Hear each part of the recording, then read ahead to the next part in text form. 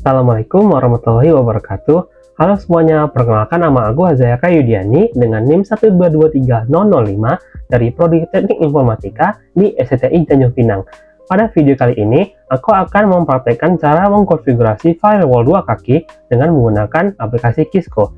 Nah, tanpa memperpanjang waktu, marilah kita mulai konfigurasinya. Nah, untuk memulainya kita harus mengatur topologi kita dulu. Pertama-tama kita akan menambahkan router dulu. Router yang kita pilih ini ialah PT router. Kita perlu dua. Kita susun saja dulu, kan pelan-pelan ya. Jadi kita susun dulu. Nah, kemudian kita akan menambahkan switch. Switchnya kita pilih yang PT switch. Kita memerlukan dua macam switch. Nah, setelah itu kita membutuhkan satu buah server. Kita klik di sini, server. Posisinya bebas ya teman-teman, jadi ini sesuai yang kemauan aku aja. Kalau menurut kalian yang lebih baik bagaimana, boleh saja. Nah, setelah itu kita akan menambahkan 4 isi. Nah, tidak perlu banyak-banyak ya, di 0, 1, 2, dan isi 3. Nah, setelah itu kita akan menggunakan connection, yaitu pertama kabel tipe crossover. Ini ya kabel yang menghubungkan antara dua hardware yang sama.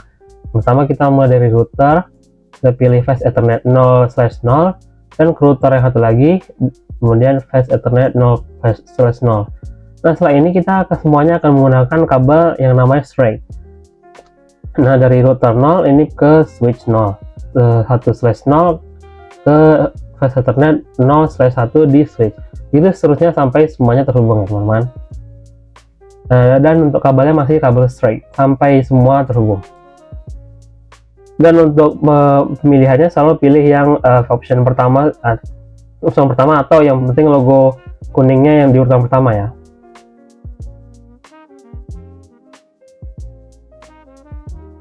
Nah, jika udah semua, biasanya ini agak tunggu beberapa menit karena nanti logo-logo yang oranye akan hijau semua, itu berarti sudah terhubung. Nah, mumpung kita nunggu, daripada kita nunggu ini berubah jadi hijau agak lama, maka kita langsung saja masukkan IP address-nya untuk router. Oh iya, sebelumnya kita harus tentukan dulu IP address-nya agar kita tidak terlalu susah menghafalnya. Kita bisa tambahkan node di sini, yaitu place node. Untuk server kita IP address-nya gunakan 192.168.30 dan 2. Nah, switch ini dialah yang menggunakan nomor satunya, jadi 192.168.30 dan 1. Jadi untuk PC 0 itu sama saja juga 192.168.30, namun dia menggunakan 3. Nah, kemudian baru PC 1 ini menggunakan 4. Kemudian untuk bagian sini kita gunakan 192.168.40 ya teman-teman. Nah, untuk switch itu 1, sedangkan yang lainnya itu menggunakan urutan setelahnya, jadi 40.2. baru yang ini 40.3. Nah, untuk router kita bebas juga memilih yang mana. Nah, aku kali ini pakai 30.30.30.1. Sedangkan di router kedua tinggal urutan setelahnya itu 30.30.30.2. Oke. Nah, karena sudah ada contekannya, tinggal kita copy aja nanti untuk IP address-nya. Yang pertama kita buka dulu router 0. Kita pilih tab CLI atau CLI. Dan di sini kita milih no. Bisa tekan N atau no juga boleh. No. Kemudian enter, sekali lagi enter. Baru kita tekan enable, klik enable, atau juga bisa N saja. Nah, setelah ini kita akan masuk ke konfigurasinya. Kita bisa tulis configure T. Nah, setelah itu kita akan masuk ke fast ethernet pertama. Jadi interface atau bisa INT saja, FA 0/0/0. Nah, itu kita masukkan IP address-nya. Nah, kita bisa lihat tadi IP address-nya 30.30.30.1. Nah, kita masukkan 30.30.30.1. Kemudian masukkan 255.255.255.0, kemudian enter. Lalu kita masukkan no SH. SH itu artinya no shutdown. Kemudian kita klik. Nah, kita klik sekali lagi, kemudian kita masukkan exit. Nah, setelah itu kita akan masuk ke interface yang kedua, itu dengan masukkan int fa1/0, enter. Kemudian masukkan IP address-nya. Nah, IP address-nya itu switch ini, jadi 192.168.30.1, dan jangan lupa ininya defaultnya 255.255.255.0, dan enter. Kemudian lagi-lagi kita tulis no shutdown. Nah, kalau enter udah, baru exit. Oke. Nah, ini aman ya untuk di X atau dikeluarkan. Kemudian kembali ke router ke 1, kita akan masukkan di tab CLI juga, kurang lebih hampir sama. Ini no, enter, kemudian enable, lalu configure T, jangan typo ya teman-teman. Kita akan masukkan interface VA 0/0, kemudian masukkan IP address-nya kita contek dari sini. Nah, 30.30.30.30.30.2, defaultnya 255.255.255.0, baru no shutdown. Kemudian enter lagi, exit, masuk ke interface VA1/0, baru kita masukkan IP address, masukkan IP address switch ini 192.168.40.1, jangan lupa 255.255.255.0, no shutdown. Nah, oke, sudah aman ya untuk kita X. Nah, kita perlu menunggu sampai logo arena berubah jadi hijau, itu berarti semua sudah terkoneksi. Nah, karena semua sudah logonya hijau, berarti sudah terkoneksi. Kita bisa kembali membuka router 0, masuk ke CLI lagi. Di sini kita cukup enter saja, enter. Kemudian sini kita bisa masukkan router RIP. Nah, di sini kita cukup masukkan network, kemudian router, kemudian IP address router, cuman dia bagian belakangnya itu 0, jadi 30.30.30.0. Kemudian kita masukkan network yang sama dengan switch, cuman belakangnya juga 0, di 192.168.30.0. Nah, ini nggak apa, kalau mau exit juga nggak apa. Nah, baru kita X, kembali ke router 1, masukkan CLI yang sama seperti tadi.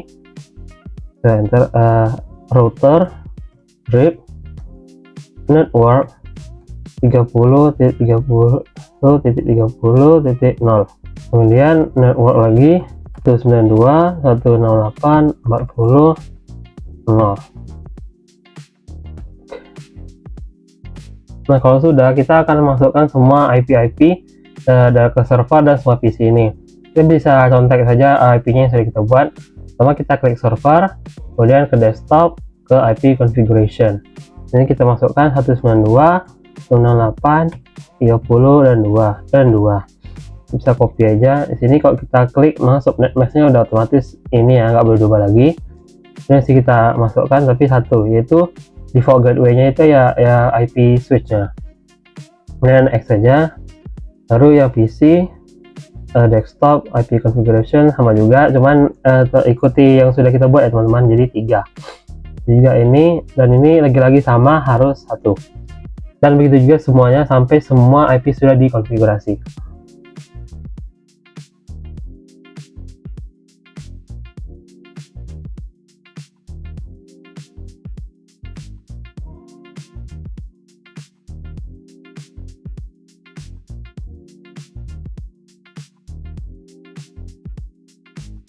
Berarti yang ini configuration-nya itu 40 dan 2, 40 2.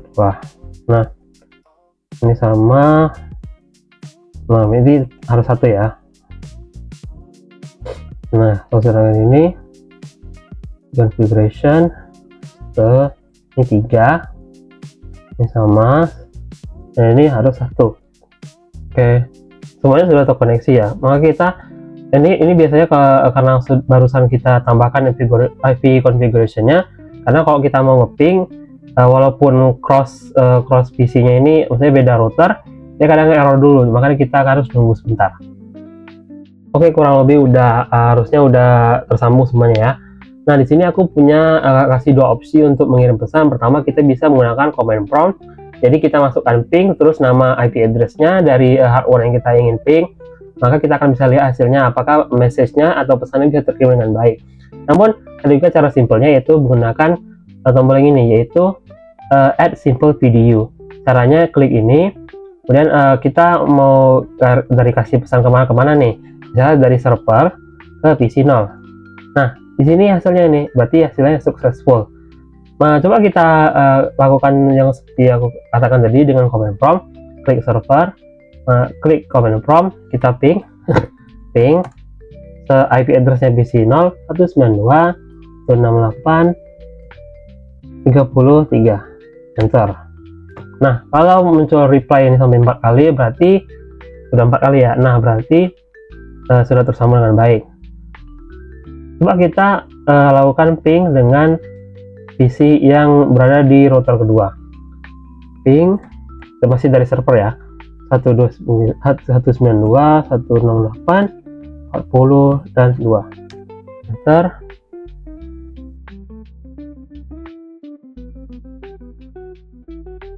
Nah, ini berhasil juga ya teman-teman. Sekarang kita akan coba ping PC 2 ke PC 1. Pertama, biasa kita buka command prompt, ping 192.168, kita lihat dari IP address-nya. Nah, di titik 30.4. Bentar.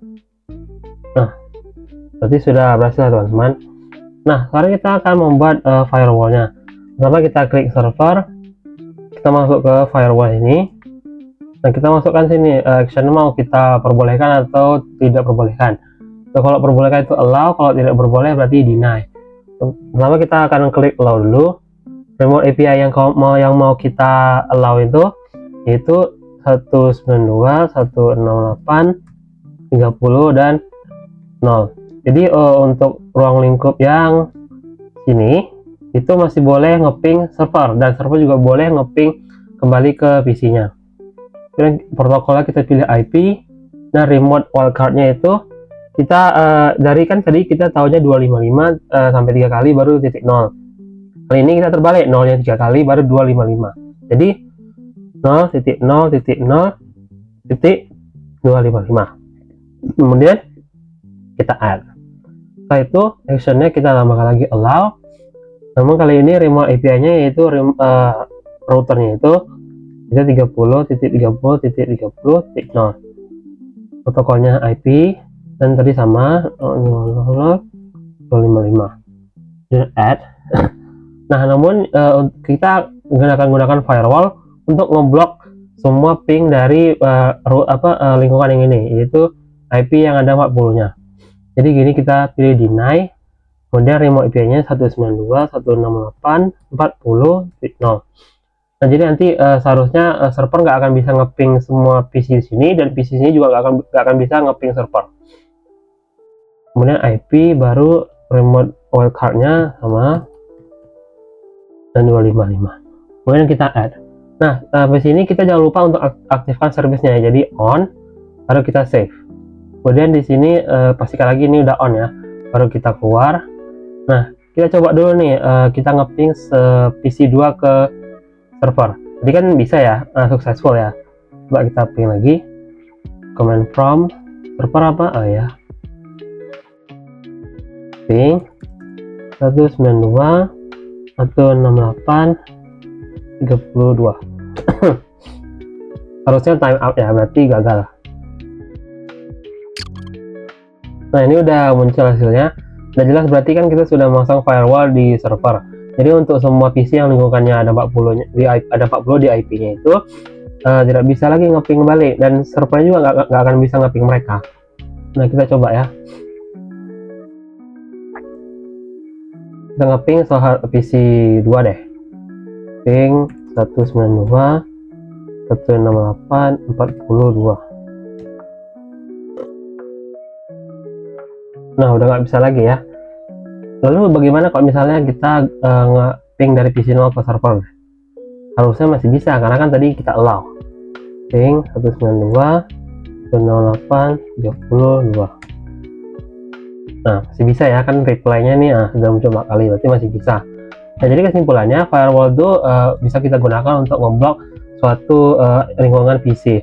Jadi misalkan jadi di sini nih untuk IP yang 30 ini adalah lingkungan internalnya, sedangkan di sini ialah bagian eksternalnya.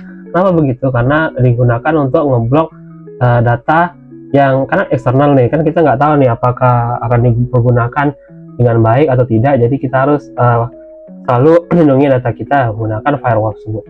Demikianlah praktik konfigurasi firewall 2 kaki menggunakan aplikasi Cisco. Apabila aku ada membuat kesalahan, mohon maafkan, dan aku akan tutup. Wabillahi taufiq wal hidayah. Assalamualaikum warahmatullahi wabarakatuh.